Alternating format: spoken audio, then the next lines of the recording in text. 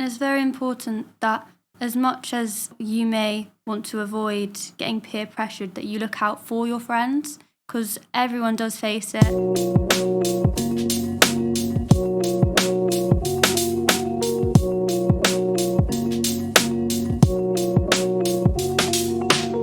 Hi everyone, and welcome back to the Hampshire School Nursing Podcast series for the Hampshire and Isle of Wight Healthcare NHS Foundation Trust. My name is Leah, and today we'll be talking about a topic that most of us will face at some point: peer pressure. Whether it's about drinking, smoking, or even just trying to fit in. Peer pressure can make us feel alone or anxious. So today we are going to talk about what it really is, why it happens, and how we can deal with it in a positive way. I'm joined by some other students from school around Hampshire. Hi, I'm Ariana. And today we are chatting with Amy, a community public health nurse. Thank you for joining us, Amy. Could you tell us a bit about who you are and what you do? Of course. I am a student community public health nurse, and I work with the NHS. My role is to support young people between the ages of 5 to 19. We support you with all aspects of your health, be that physical or emotional. We can help you learn how to grow and thrive in today's culture and environment. And if you ever are worried about anything or have any concerns, whether that's with your mental health, your physical health, you can always come to one of your local public health nurses. That's great. We can put all the ways to contact your local public health nurse and the ChatHealth text line in the podcast notes, so make sure you check this out. So let's get into it. Peer pressure is something that everyone talks about, but what is it? Peer pressure is when you feel pushed to do something or not to do something because of your friends or people around you. It can be direct, like someone saying, go on, have a drink, or a bit more subtle, like feeling left out if you don't join in with something. It's normal to want to fit in, especially when you're growing up. But sometimes that pressure can make you feel uncomfortable, anxious, or unsure about who you are. Yeah, I felt that before. Feeling like everyone else is doing something, you feel like the odd one out if you don't. Same here. When I first started secondary school, I thought everyone was hanging out after school or on social media all the time. I felt like I was missing out. Exactly. Social media can sometimes make it feel like everyone has it all together. Like bigger friendship groups, more followers, going to parties, but often it's not the full picture.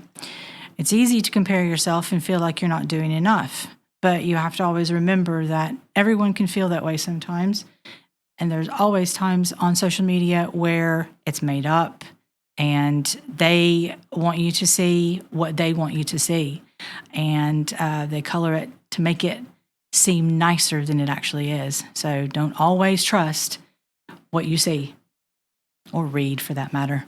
So what can we do if we feel pressure to do something we're not comfortable with? That's actually a really great question, and there are lots of ways to handle peer pressure. A few that I can share and that I have shared with young people previously are: stay true to your values. Think about what's important to you. Think about what kind of person you want to be and who you are. If you don't want to smoke, drink, or something that feels wrong, that's okay to say no. Real friends will respect your choices. Find your group. Sometimes peer groups change as we grow and get older. Your interests and what you like to do and what you don't like to do will change over time. So because of that, your peer groups will change as well. And you will grow into the person that you're going to be. If your friends start doing things that make you feel uncomfortable, it's okay to step back and say, I don't want to do that, or I'm not so sure I want to be involved with these people. You will find people who share your values and make you feel safe and make you feel accepted without having to pressure you to do things. Also, have an escape plan. If you feel you're in a situation that you feel awkward or unsafe about, have a pre-planned way to leave that situation or that group of people. You could have a code word or an emoji, if we want to get digitally sound, that you can send to a friend or a parent, a reason to step away. And these can give you help to feel in control about the situation rather than being pressured into doing something you don't necessarily want to do. And finally, find healthy coping mechanisms. And when I say healthy coping mechanisms, I mean healthy ones, not ones that are going to be more detrimental to you, such as smoking and drinking. If peer pressure makes you feel anxious, try writing down how you feel. Using a diary to write down your feelings and how you feel about things is actually a really good way of dealing with anxiety, worry, depression. It's a good way to get out your emotions so that you're not bottling everything up as well. Chatting to someone that you trust, a friend or a parent, even a teacher or a public health nurse.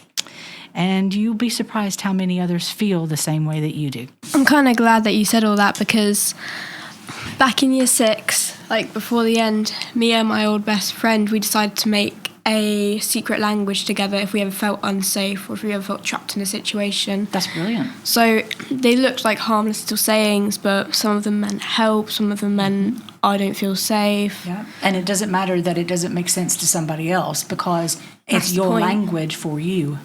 Yeah, absolutely. That's brilliant. It's really helpful. Yeah. Because I've never had to use it, and hopefully I never have to, but if I do, then I should know it's there. And Yeah, then you've got your plan, don't you? It's really easy to remember as well, and it's actually really easy to create as well. That's brilliant. And it's very important that as much as you may want to avoid getting peer pressured, that you look out for your friends, because everyone does face it. Maybe someone else is drinking or smoking or doing something that you don't want to do, and maybe they're doing that because they've been peer pressured themselves. So watch out for your friends as well. That's actually a really, really good point to make, because, yes, your friends could have been peer pressured into the situation that they're in, and then that makes them feel like, because they're part of that group, that they have to then, in order to stay popular with the group, that they feel they have to join in on the peer pressure of somebody else.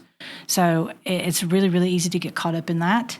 And sometimes people can forget that they're not the only ones in the situation.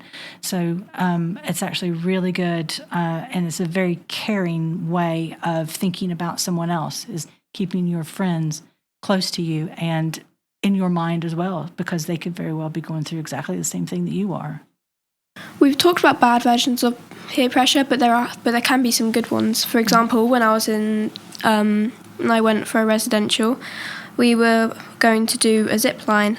I was quite scared to do it. I didn't want to do it, but my mate was like, "I'll go on. It'll be fun. Just do it." And I was like, I don't know though. And I was like, I was on the zip line. I was about to go off, but I didn't know about it. I was like, I don't think I want to do this anymore. But she was like, "Oh, grow up," and she shoved me off the thing. And after I did it, I just wanted to do it over and over again. It was so fun. It's that adrenaline rush. Yeah. Yeah. I mean, that's a good point as well, is that, sometimes there are good experiences when it comes to being pressured into something, but it all depends on the context in which you're doing something, and also what that is that they are pressuring you to do. I mean, compare going on a zip line with smoking, for instance. I mean, exactly. See, as a person, as a young person growing up, you inherently know what is good for you and what can be bad for you. So because you can be pressured to do either one, that basically means that it is within your moral compass to make the decision of whether that would be good for you to do or not. And I think because we know just as humans, certain things that are bad for us, that's what makes peer pressure bad. But then, like you say, Ariana, something that would actually be beneficial to us. Nothing wrong with being pressured to do something that's actually good for us. It's making sure that we're saying yes for the right reasons and that it is the right thing to do.